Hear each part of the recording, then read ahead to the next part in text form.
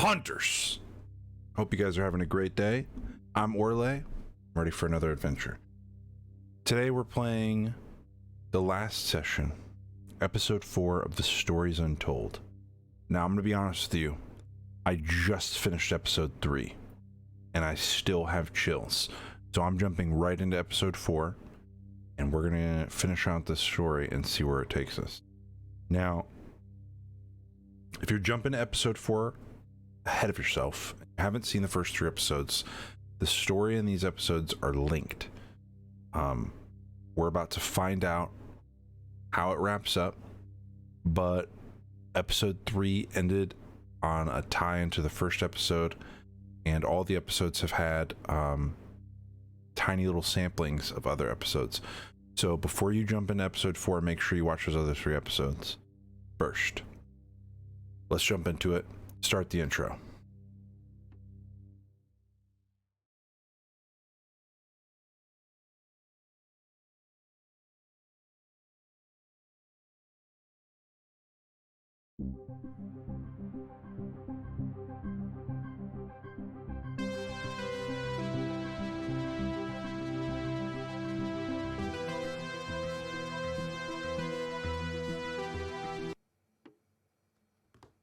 I think that's enough of that for now. What?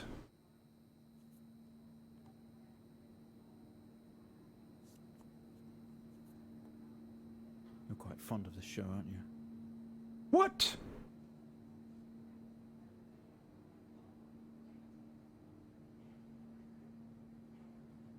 They just broke my fourth wall into another fourth. Where am I? Come on. Let's get you down to the observation room. Number puzzles? That magazine said the house abandoned on it. This place must be starting to feel like home to you. Don't worry. Try and get you out of here eventually. There was an exit right there. Just in here. Keep a healthy mind.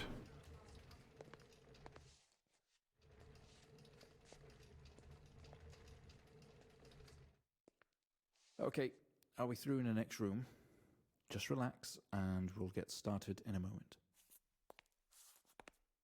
This voice is the same like scientist voice that I've been hearing for like 2 episodes now. Right, Mr. Asian, now are you ready? That guy's from episode 2. The tape deck in front of you when you're ready. This is subject 12/19/86/23, new session entry. We have myself, Dr. Alexander, leading, and in a room we have our patient, Alexander. James Asian. As we know, James has recently recovered from a 2-week coma following his accident. In our last 3 sessions, James's attempts to recollect events of the accident seen him merging his memory with his imagination. These episodes have always ended in panic, and we've had to terminate the session abruptly. Let's try and do this one better, James. So when you're ready, let's bring this back.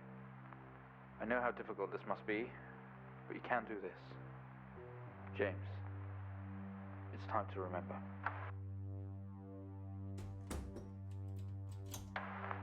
Did they lock the door? It's like a conscious black box. It can show you your memories. Look into it. The camera turned into... The walls are bleeding. Okay, click it.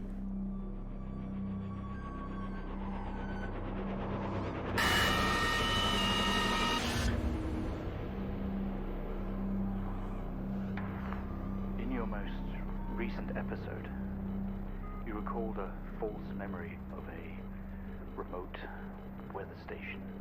You were isolated from the rest of the world. Greenland, like the magazine. We interacted with you daily, It literally says coma right there. encouraging you to wake. Your family would do number puzzles with you. Anything really to bring you back. People needed answers, James. Do you remember? I have another signal here for you, James. It's at 5610 FM. You can't miss it. Okay. FM.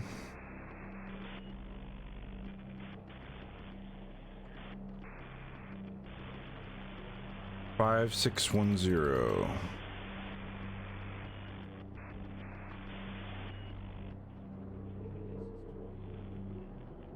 12, 19, 86, 23, 04.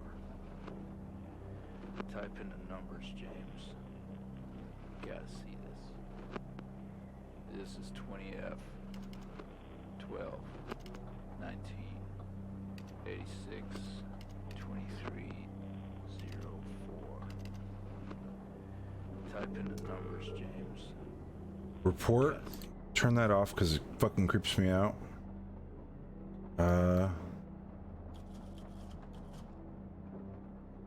Report of traffic accident. Number of vehicles 2.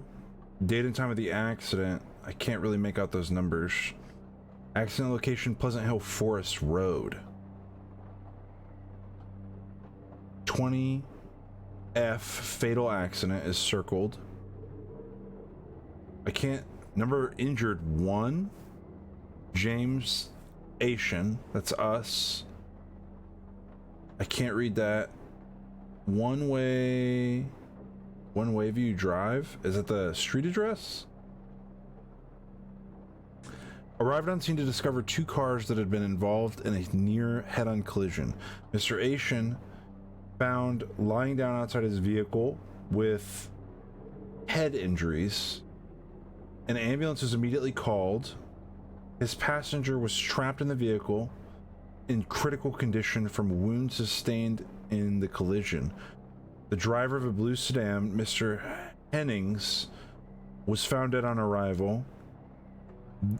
It was noticed that there was a strong smell of whiskey from the driver and an empty whiskey bottle under the passenger seat. Mr. Asian was questioned on scene. He described an oncoming blue sedan being clearly out of control, which he swerved to avoid. Mr. Asian's passenger was his sister. The driver of the blue sedan is an ex-police officer of 20 years. That's really hard to read. I had to like turn this to the side. I don't know how clear it is for you guys, but it's really, really poor quality for me. I had to like turn it to get little line breaks to be able to tell what letters were what. So we have 20F fatal accident, empty whiskey, and out of control.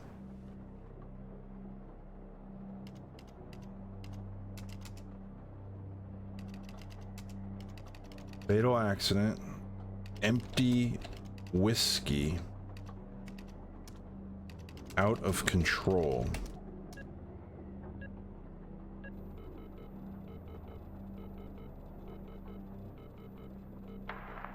Find the signal, James. Listen to the voices. You have to face it, James.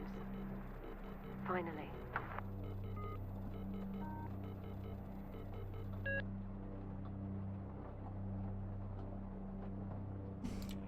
$7,000.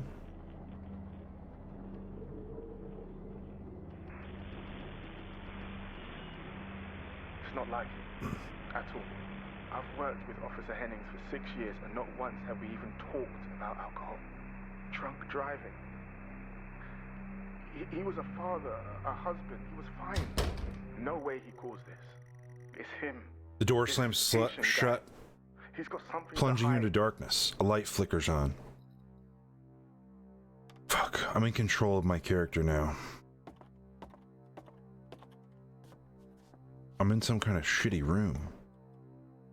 This doesn't make sense to you. You step into the hospital ward, only it seems abandoned. Your vision is blurry.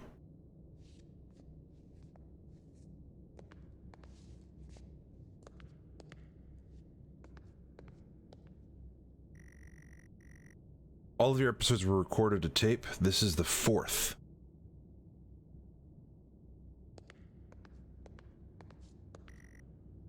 They're all locked. Sometimes they make you watch your past sessions to see what really happened. He has quite an imagination, Mr. Asian. The doctors seem to be everywhere. The shows he's been watching. This time he described an A&E visit as a government conspiracy or some sort of lab. It's interesting stuff, and it's obviously pure fiction. But I guess it's just his way of coping for now.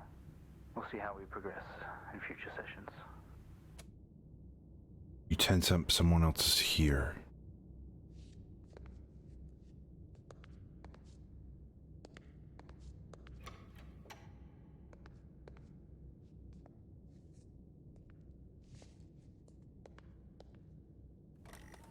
Alexander's notes. Mr. James Asian. Although I fear it will certainly not be his last. When asked about events that have happened in the past, he confused fact and fiction and told us a story about a computer game that was talking to him. I think he was back at his own house, his mum and dad's house, and he always talked about a room with a red X, one he couldn't get in. I don't know what any of this means or what it's got to do with the accident, but I guess some more sessions will maybe reveal that. We're going to try again tomorrow. I have chills playing this game. I don't know where that water's coming from. We found him lying there sobbing while his sister died in the car next to him. While Hennings died next to him. What the fuck was he thinking? She was still alive when we got to her. If he'd have done something, they could all still be here. That's the... Damn it.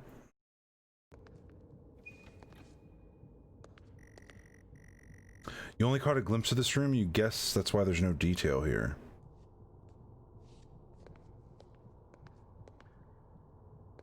There's another cassette in here. You honestly Williams, believe he that was Hennings was in drunk Bussy. as a wheel, and not this little shit? If he wakes up, when he wakes up, I want answers. Until then, you handle it. You write it up. I'm out. You spent most of your time in here. The house abandoned, Greenland, numbers and puzzles. The only video they have some horror compilation, trash. Why would you have a horror thing in your hospital? Especially like a coma ward. There's like noise on the TV like it's about to turn on at any moment. I don't like that.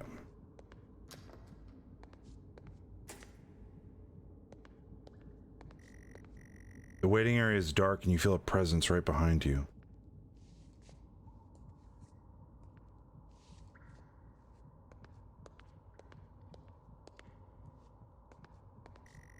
Something breathes on your neck, standing over you.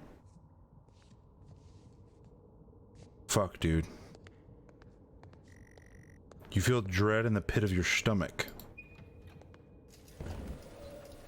Okay, we have a 22-year-old male just brought in from a vehicle collision. He was awake and mobile at the scene, but collapsed on arrival to the emergency ward.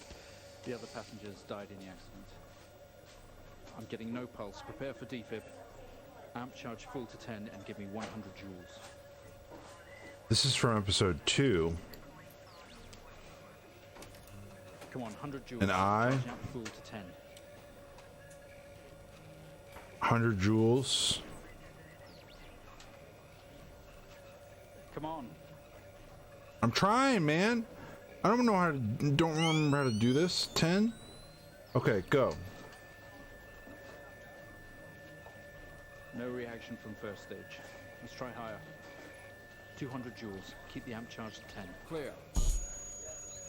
200 joules. Oh shit. Too high. 200 joules. Keep the charge at 10. Let's go. Okay, we have a reaction of some sort here, a weak signal. Let's keep going. Increase again. 360, charge full. A lot of this dialogue is the same as episode 2. And exactly the same pacing that I brought the heart back to life and turned into an alien orb. Oh shit, I went way past it. I was thinking about episode 2.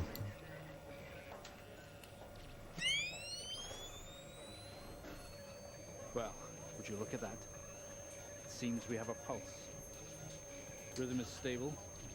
We need to run an X-ray right away. Alright, X-ray machine. Where are we with that X-ray? Switch the TV over to X-ray. Looks like an intracerebral hemorrhage. We need to drain this now to relieve pressure. Prepare for trepanation. Switch on a drill, please. Okay, switch it back to the regular camera. Mr. Asian, you've made excellent progress. You're doing great. Jesus Christ! Stay calm and try to relax while we go through these next steps. We're going to attempt to alleviate some of this. They're not gonna, like, put me under or anything? They're just gonna go straight into my head. I don't know if you guys are wearing headphones for this, but that went straight only into my left ear.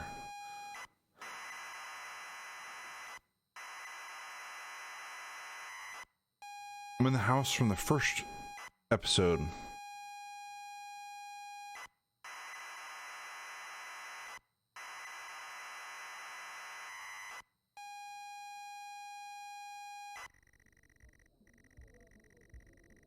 Wow, there's people in the background.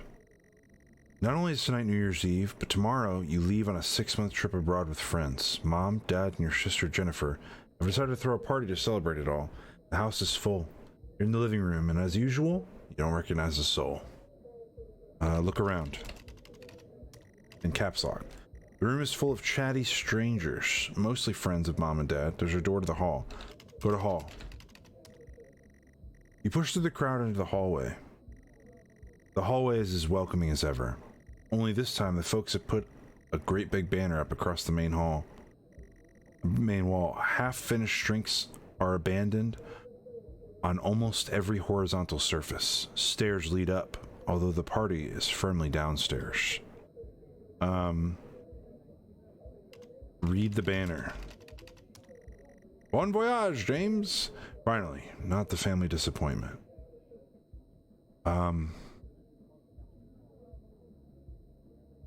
Go to the kitchen.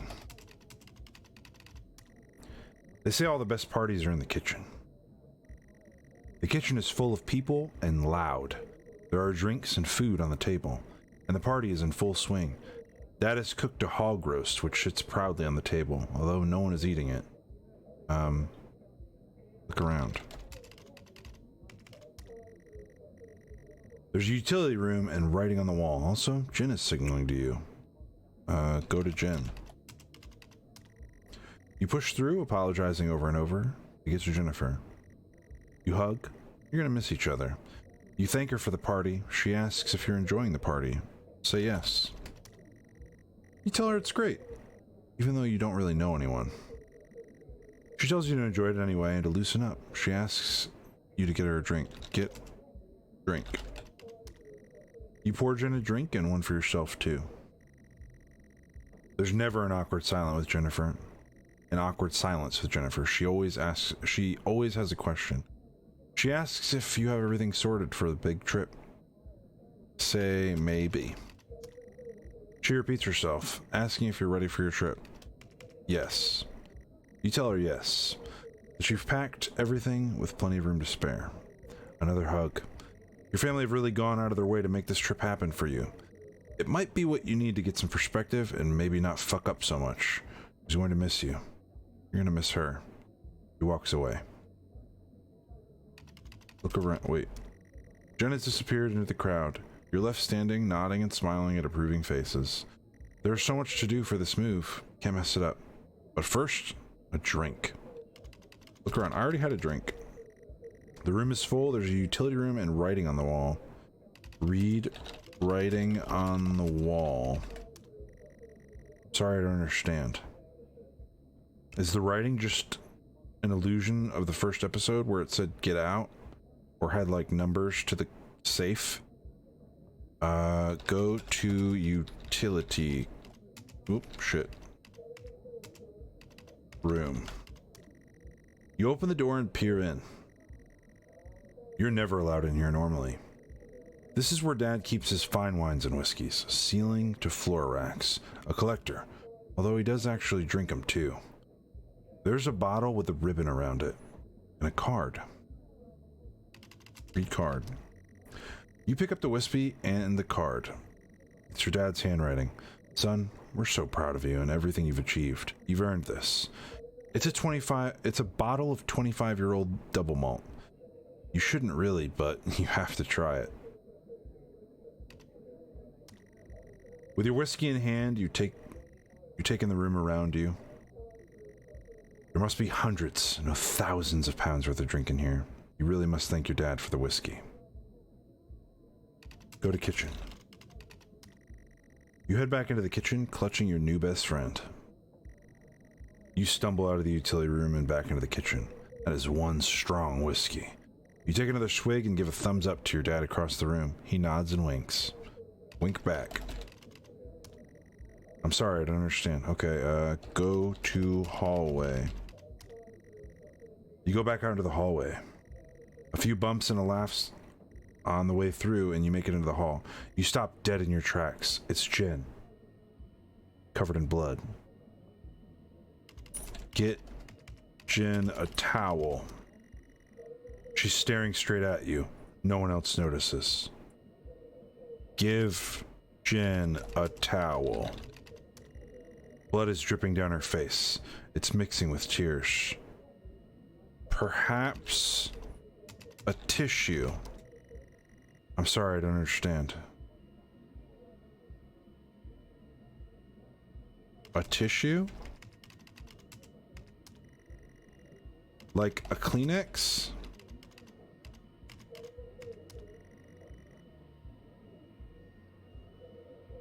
Look at Jen. The light flickering is making me nervous. No. No thank you. No thank you. This is not the porn I downloaded. Put a bag on Jen's ugly face.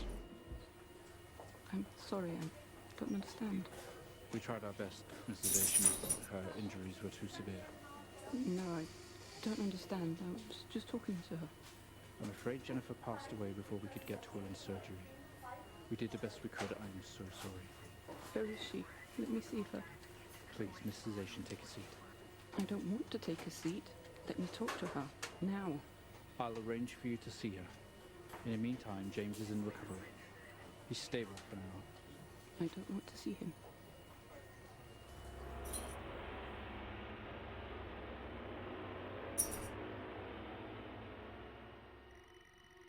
Took the face away. You're standing in the hallway. Something had stopped you in your tracks. While searching your mind, your sister interrupts.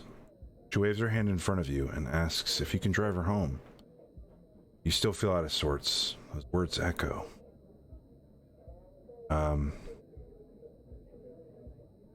Look around. Doors to the kitchen and living room lead from here while the stairs take you up. Go upstairs. You'd love to call it a night, but Jen is waiting patiently. Okay. Go to living room. You're sure your keys are in the living room. Am I missing my keys? The living room has a much more relaxed atmosphere compared to the kitchen.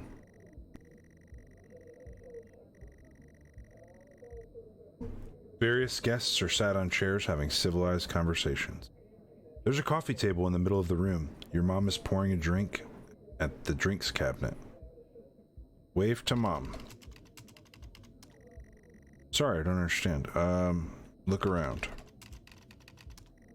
A coffee table, a drinks cabinet. One of the chairs are overflowing with jackets and coat. Go to jackets. Look at jackets. You search through all the jackets and coats until you find yours. Aha! Car keys in the pocket. Grab both. Go to Jen. Go to hallway. Keys in hand, you head back into the hall. Jen thanks you for helping her out. She has work in the morning and no one else is in any fit state to drive. You can handle it though. You know the road like the back of your hand, don't you? No. She dies in this accident, we already know. It's fucking haunting the shit out of us. And apparently, it's 10:02 or 10:05. Wow, I can't read words and numbers. Okay. Go outside. Outside. Go outside. You open the front door and walk into the freezing night. The cold air hits you. You're glad you have your jacket with you. There's a dusting of snow around you as you step from the porch. The yard extends down the back of the house. The car sits at the front of the house. Go to car. You fumble with the car handle, confused, until Jen tells you maybe use the key in your hand? Use key. Fumbling with your car keys, you eventually get the door open and climb inside. The car is freezing. As you fumble around with your seatbelt, your sister opens up the car glove box and hands you a note and a key that was inside. She tells you it's for when you return. Is that a reference to the first episode? Read the note. The note is from your dad and it reads, "Hi son, hope you enjoy your break. You'll need to fire up the generator around back to get the power and lights on. Also, found something in the attic for you. It's in your room. Enjoy." It is the note from the first game and the key to the house. Okay, the car is freezing. Both you and Jen have your seatbelts on and are ready to go. It's time to go. Use key. It takes a number of attempts, but eventually you slot the key into the ignition. Start the car. You turn the key in the ignition and the car roars to life. Drive. The car squeals but stays stationary. Jen suggests releasing the brake, giving you a wide-eyed stare. Oh, she's already terrified. Release the brake. You very hesitantly release the handbrake. Drive. You put the car in gear and pull out of the driveway. Like a first-time driver, you really shouldn't be driving. I'm driving. Very drunk on a road towards the town where your sister stays. Jen started dozing off as soon as the journey got going. This shouldn't take long. Come to a junction. Is it left or right? You can't remember. Ask Jen. She grunts and throws her arm to the left. It's left. Of course it's left. Go left. You turn the car left at the junction and accelerate off. Confident that you are on the right road now, you loosen up. Put your foot down the accelerator. You feel powerful as the engine roars at your command. Jen sits up in her chair and clutches your arm. She asks you to slow down. That's not really what happened, though, is it? You're all over the place, James. Pull over. Jen is hitting your arm and yelling at you. Crazy sister. Strange. There's a set of headlights coming directly at you. But really slow. Like slow motion. Slow down. You try to react, but your body isn't responding. There's nothing you can do to stop this. There's no way to control it. The lights merge with your car. For fuck's sake, pull over. The outside joins the inside. The whole world around you begins to scream.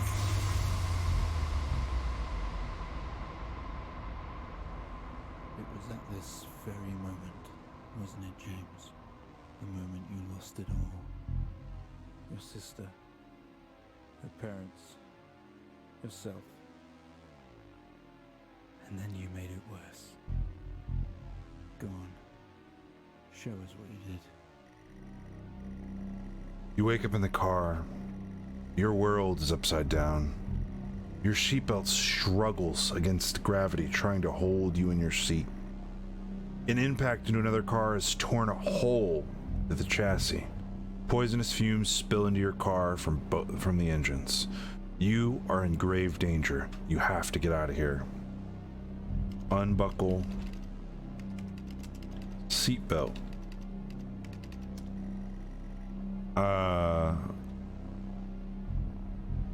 Remove seatbelt.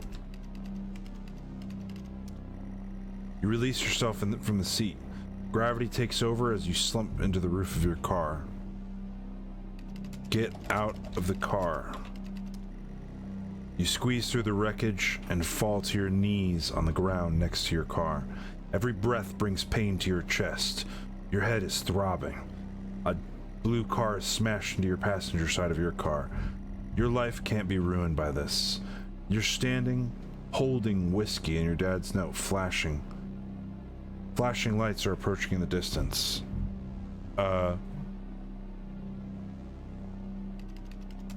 Look around.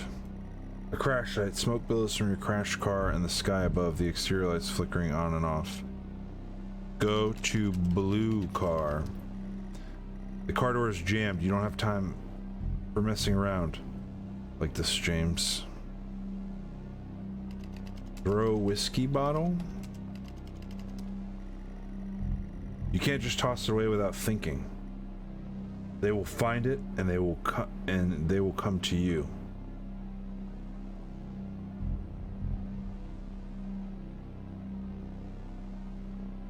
Hide whiskey.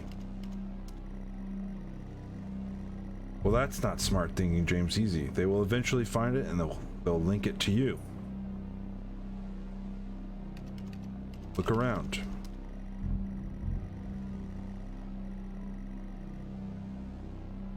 Go to blue car. Break the window.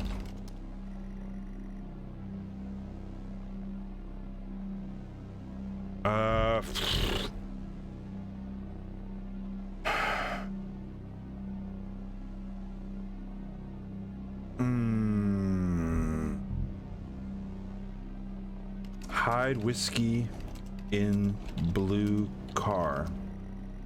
With the lights approaching closer, you begin to hear the shrill of their sirens. You simply cannot go to jail for this. You clean the bottle to remove your connection to the whiskey. You then very deliberately spill the remainder of the bottle's contents onto the driver and toss the incriminating evidence into his passenger seat. A circle of flashing lights surround you, illuminating the crash site in the darkness.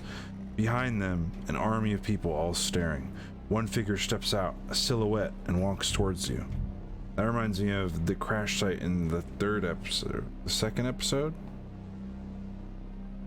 Go to silhouette. Wait. Silhouette. As you approach the man, the pulsating lights around you get dimmer and dimmer while the pain in your head increases. I know you're tearing yourself apart over it, but no matter what you keep telling yourself, you have to listen to me. That accident, that poor man, me. You have to remember. It was all your fault. Jesus! I know what you did. How you left me there to protect yourself. Planting evidence on some poor man. You went headfirst into that officer and you wrecked all of our lives. And then you couldn't even take responsibility.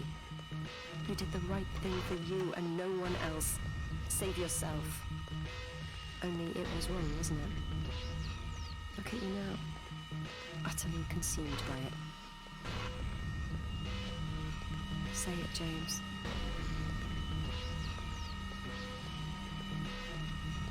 Jesus Christ. I have the worst fucking chills. Say it. Tell them.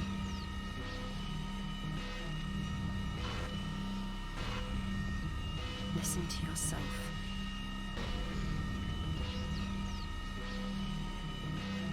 It has to end, James. How do I...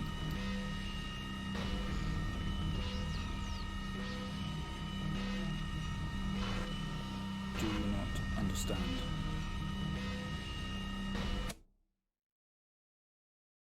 I had hit a button. I don't know what button that was. Play? I think we've made progress today, Mr. Asian. I guess we should tell the police what you've told us. Although I don't suspect they'll take you anywhere. I think you'll be with us for quite some time. Come on, let's get you back to your shows. I'll see you tomorrow.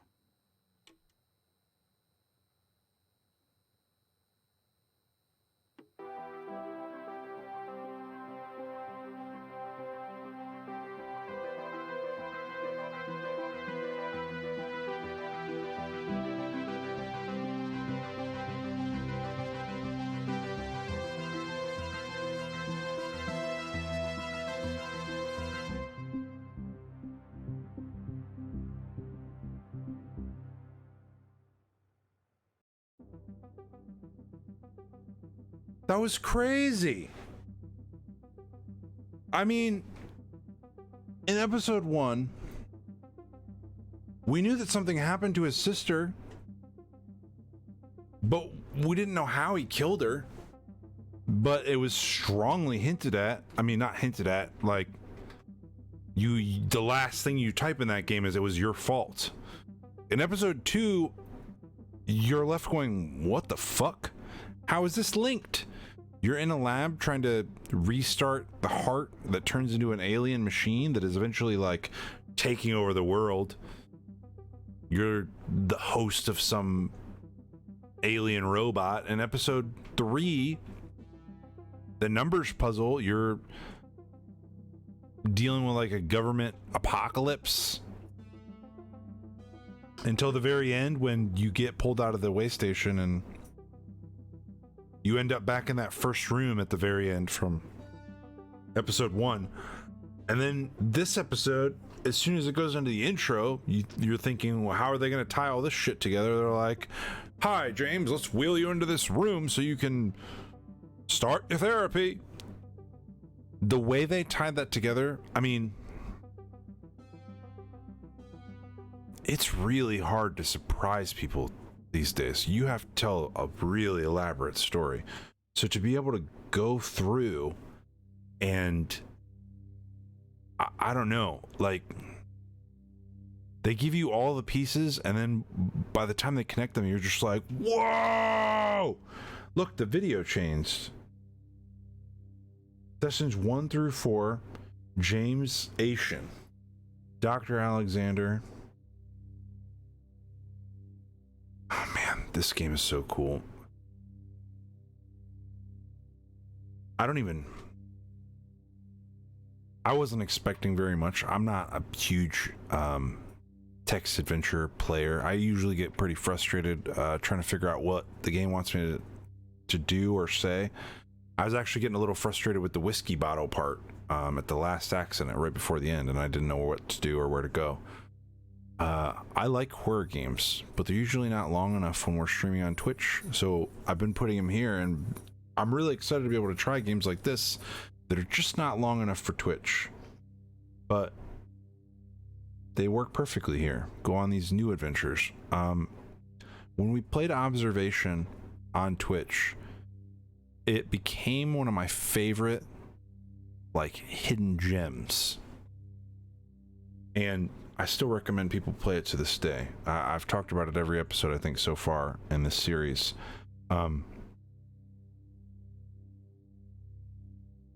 This episodic game, to me, is just another example of why No Code is a developer to watch out for their future releases.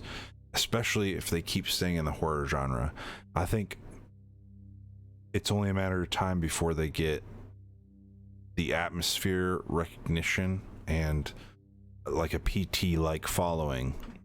You know what I mean? If you like horror games or you watch horror games or you play horror games, ever since PT came out, there's been a lot of endless loop hallways.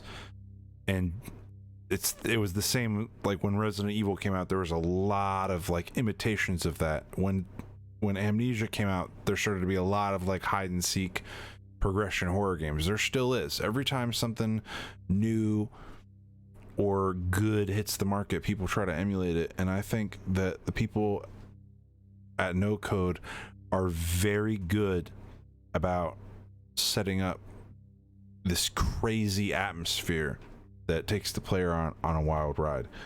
I'm really excited to see where they go next. But yeah, thank you guys for chilling on this adventure with me. I really appreciate you sticking through this playthrough. You can find me on Twitch 6 days a week, or you can follow here to catch our adventures. I really appreciate it either way.